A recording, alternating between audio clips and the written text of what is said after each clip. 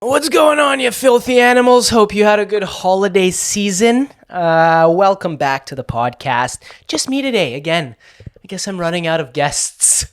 Nobody wants to talk to me. Oh, you're a straight white male with a podcast? No, I don't want to come on your podcast. That's the appropriate response. I get it. No, I just a lot of stuff happened over the holidays, and I want a quick podcast again. These solo pods, I won't make them an hour. I'm gonna make it 10, 15 minutes maybe. Talk about a few things, and I'm gonna have Alex DeWitt on soon. Shout out Alex DeWitt. Can't wait to have you on the podcast. I think next week. And then I'm off to Austin, Texas, baby. Gonna have some fun in America. Gonna do some content there with a lot of great comedians. That'll be really fun. Can't wait to bring that to you guys. But what are we talking about, man? Yeah, I'm excited to go to America as a Canadian citizen. Soon I'm going to be, I guess, American. United States have come. Canada, USA, Green, Mexico. Is that what we're doing? Trump is talking about making Canada the 51st state, which I know logistically and realistically is unlikely, but it's really funny to think about. It's funny to just think about like Americans from the Midwest coming to Canada and, you know, with their idea of what it is and just going like, whoa, what's with all the, I thought their Mexicans spoke French. What's with all the Indians? I was at a Tim Hortons. The guy was telling me yes, but nodding his head like, no, I'm very proud to be American. Yes, yeah, USA number one. I am proud to be USA. That's what, because that's what they're gonna get realistically. Yeah, there's so many jokes there. Like just the American. I thought we took care of the Indians a couple hundred years ago. I didn't know they went to fucking Canada and evolved. Okay. You know what I mean? It was too cold to ride their horses, so now they're riding Ubers? What's this? What is going on here?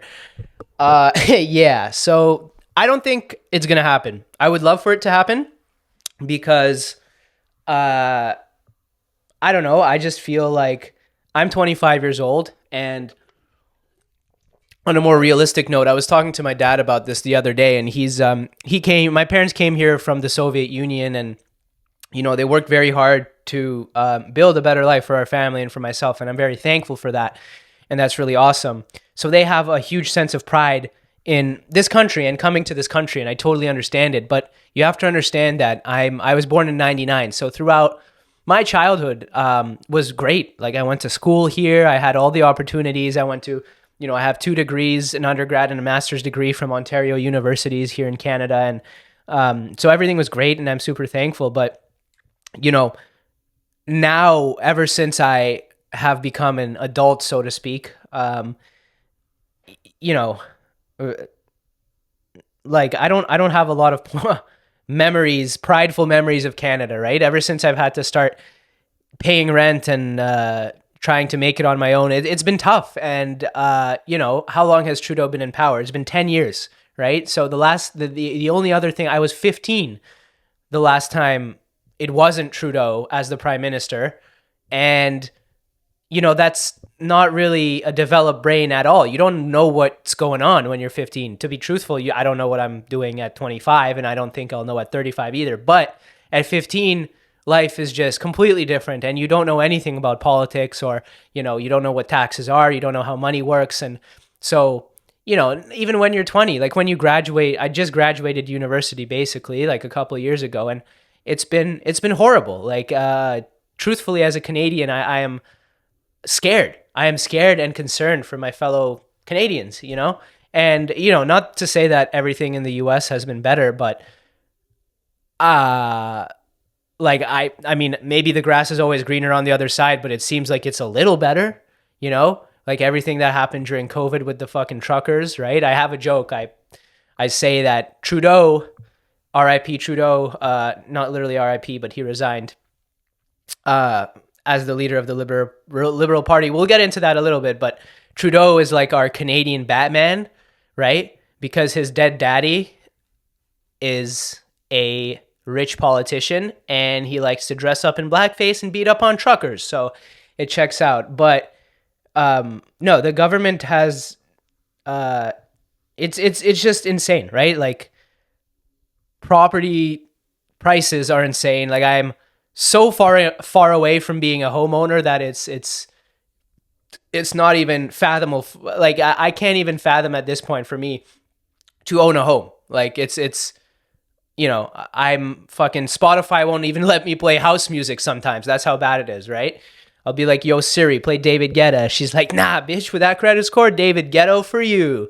All right, I'm going to stop doing my bits. But yeah, so Trudeau has resigned. And what do I think about that? I think it's still messed up because they put the government basically into the state of purgatory right now. Because like, I don't, again, I should have probably looked up what the actual term is. But essentially, so he resigned as the head of the Liberal Party, and he plans on resigning as prime minister as soon as they find a replacement.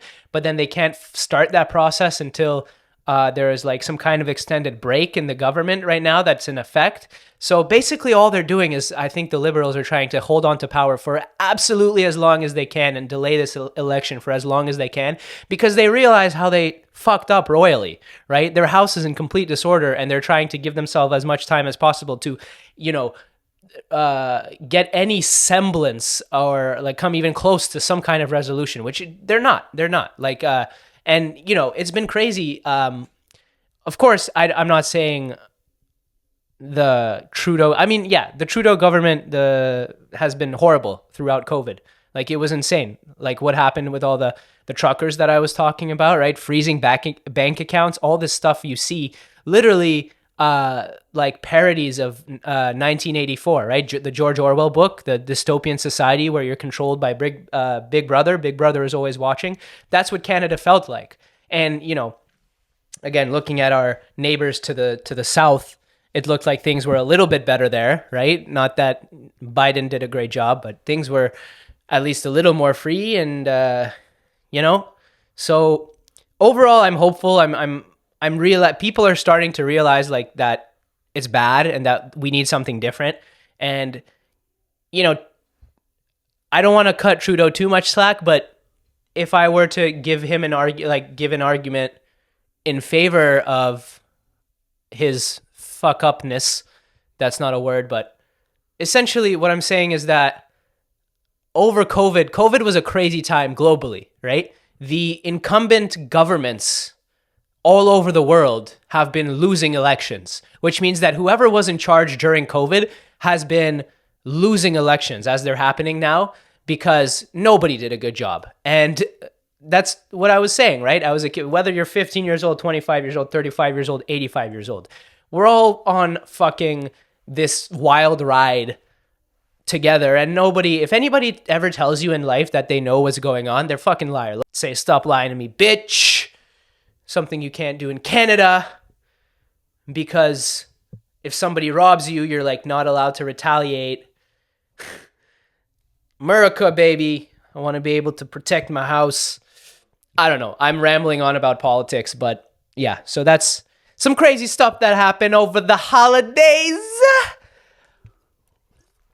And I think, and the fires in LA right now, guys, I'm looking at this coverage and it's been horrible, man. Like, again, I don't want to be that guy that says sending my thoughts and prayers, because that does jack shit, right? My thoughts and prayers, what are they going to do for a poor family that lost their home in a fire, and their like poor dog that they just got for Christmas is now looks like he's been served up on a Wuhan market because I feel bad joking about it because it's horrible. Like, everybody, I know some people from LA because of, the entertainment business, but guys, God bless you. Like, I don't know what I'm looking at these, like, I'm careful what I do with my money because I don't have a lot of it, but if I figure out some, like, I'm going to do my research and try to, I don't know, give whatever I can scramble to help some of these people through relief funds or something, because it's just horrible what's going on. And I chat GPT'd it, and a lot of these people that are losing their houses have to like keep paying their mortgages. There's a lot of rich families that lost their homes, which is a tragedy, but at least, I'm hoping a lot of these rich areas that are affected, the families have enough money to restart their lives. But the reality is that a lot of them don't. Like, imagine you just saved up enough money to get approved for a mortgage on a home and it gets burned down and you have to keep paying it now. And now you don't have a home while your possessions are gone and you're in financial ruin. And 2 months ago, State Farm / Allstate canceled your insurance policy. Like, imagine, like, it's not even a question. Like, what are these insurance companies doing? Like, there's been there we go. Another thing that happened recently, this insurance CEO got assassinated by the modern Batman, the fucking Luigi Mangione or whatever, the Italian guy. Italian Batman, assassinated him with a fucking spaghetti gun. But these companies are so greedy, and they just fucking prey on you. And they canceled all these insurance policies 2 months ago because they saw this coming, and they're like, we don't have enough money. Like, they don't have enough money. Look at the coverage. It's insane. It looks like Hiroshima, Nagasaki. Like, it looks like a nuclear bomb has been dropped on parts of LA, and they don't have the money to even serve the customers that were lucky enough to have a policy, which I don't know how many do. And then it's a complete, like, from what I'm understanding, the news that's coming out is complete human mismanagement. What am I doing? I'm a comedian. I'm supposed to be entertaining you guys, and I'm just ranting about politics. Let's talk about something more positive. Let's talk about Keys Comedy Club. You guys know what I'm talking about? Keys Comedy Club?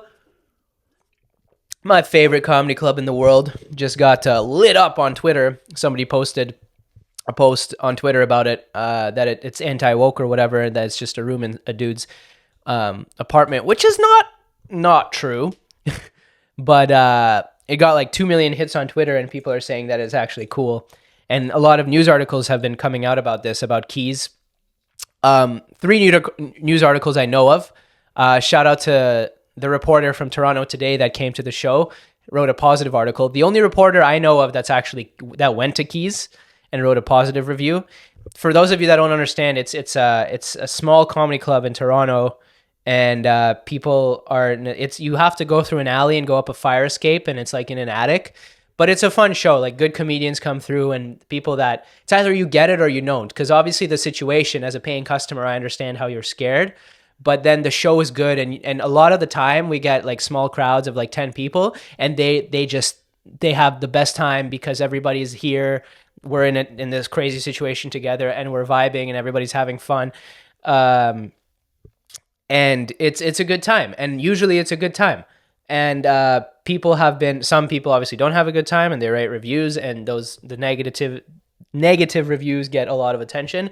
Somebody posted it on Twitter, and it got a lot of attention. And one reporter came to the show. I was performing at the show. I talked to him while I was on stage, and he had a very positive things to say. However, there are some other articles that were more negative, and those people, as far as I know, didn't even come to Keys, which is fake news. I read it. I said, wow, this is ridiculous. You didn't even come to Keys Comedy Club. How could you write this is fake news? It's absolutely ridiculous. I would be so much better at writing those articles. And so, sorry, I have to go like raspy when I do that voice. It's hard to do it without coughing. But it's not that nice, but overall it's been really cool to see. And even the negative reviews, what people have to understand in the past, I don't know, 5 years or something like that, 5 years, more like 27, like the past 10 years, man. Like, since cancel culture has been a thing, so to speak, cancel culture is the best thing to ever happen to comedy. All those comedians that are saying, oh, I can't, free speech is not a thing anymore, shut the fuck up, okay? Look, being canceled, I hope one day, I pray that I am canceled, because that is so far has been the best thing to happen to so many comedians' careers. Like, look at like Shane Gillis, Tony Hinchcliffe, Ben Bankus, right? Guys get canceled, and then their ticket sales explode, right? Like, you have to realize that coming after these comedians in the news and calling them anti-woke or whatever, that's going to help drive attention and tickets. That's what the people want right now, okay? So thank you to all the people that are, talking shit about comedians, all the reporters. That helps us, right? Especially here in Canada. Like, people are tired of all this fucking woke bullshit. You write an article about a comedy club that's anti-woke, you will help generate sales. And that's a good thing. What I'm saying is that, like, I wasn't even worried for a second. I'm like, great, a shitty article about a comedy club that I go to, good. More shows, more people coming automatically. So Keys Comedy Club is the best. If you don't know about it, if you're ever in Toronto, go to Keys Comedy Club. Fucking amazing. I love it. What else did I want to talk about? We got Trudeau, Canada joining America. While we're talking about like conspiracy theories, and we're at 15 minutes. So, oh my God, we're at 15 minutes. Well, I'll talk about one more thing. I have a few more things I want to talk about, but I'll keep it short. I want to keep it under 20 minutes for you guys. Sipping on my Diet 7-Up. So what time is it? I have a show at 10 o'clock, and it's 8:39. I feel like a grandpa. I have a show at 10 p.m., and I have to be up. I have a meeting at 9 tomorrow. And that turnover for me is absolutely bonkers, right? I'm like 10 o'clock. It's Friday night on a 10 o'clock. What am I doing performing? I have to be in bed. Even though it's not that bad. Literally, like, I'll be out of there by 11 at the latest. And then I have to get out of my bedroom and go to my office for a meeting. So there's no commute. But one more thing I want to talk about is... it's the holiday season is over now. I was sick, as many people were sick. There's some something's going around that's making everybody sick. Thank God that's in the past. For me, I got through it. Maybe it was COVID, maybe it was some kind of viral disease, whatever. Like, I'm not surprised. I'm doing shows all the time and going to the gym, but I got it, and I had some time to myself, and I was really tempted to bet. Like yesterday, I was watching the hockey game, and I bet on the hockey game. I cooked up a little parlay, so to speak, on the hockey game. And online gambling is something I've been thinking about a lot. That's like, I don't love the idea of it because it's so predatory, man. These companies, man, right? Every vice, there is something that makes it at least a little bit hard to get, that keeps things under control, right? You want to smoke, you want to drink, you go to the store, you show your ID, you smoke and drink. You want to squeeze a titty, you walk to the strip club, you get past all the other pervs, you throw a couple fives and you squeeze that titty, you earned it. But it used to be the same for gambling. You'd go to a casino, but now that's not a thing anymore, right? It's right there. And like, it's very predatory, because if I have nothing to do and I can bet on Korean women's basketball, how am I supposed to not do that? When I can't even not bite my nails, I don't even have the discipline to do that, okay? Right? It's not great. It's not great. And, I used to not gamble that much, because you used to have to go to a casino and gamble, right? And I'm totally for that. If there's a time and a place for people to go up and do it legally, gamble, I'm for that. Casino's cool. It's fun to go to the casino with your buddy sometimes. But I used to be lazy, so I would never go to a casino and I would never gamble. But now it'll be Tuesday night. I have, there's no hockey on, and I have a $30 parlay on fucking Norwegian marble racing. That's a thing. During COVID, I bet on marbles. I remember that. Not my proudest moment, but I did it. And that's fucked up. All right? Here's the thing. I'll tell you something about myself, and this applies to most guys, right? I bite my nails because it's right here. It's easy access. All right? Num, num, num. One reason I haven't sucked my dick yet is because I physically can't. All right? I know there's some absolute monster athletes out there that can, but I physically can't, right? It's my New Year's resolution every year. I take a day to myself, right? I light up a candle. I get relaxed, sit butt naked on the couch, all 3 inches in the air, and I'm like, all right, Matt, now's the time. Last year it didn't work out. You had that back problem. You can do it. And then I fucking go for it, and I never can. We'll see this year. Maybe this is the year, but I don't think so, right? If I was one of those yogis that can bend in half, I wouldn't be talking to you right now. I'd just be fucking going down on myself in an alley somewhere doing the fentanyl lean.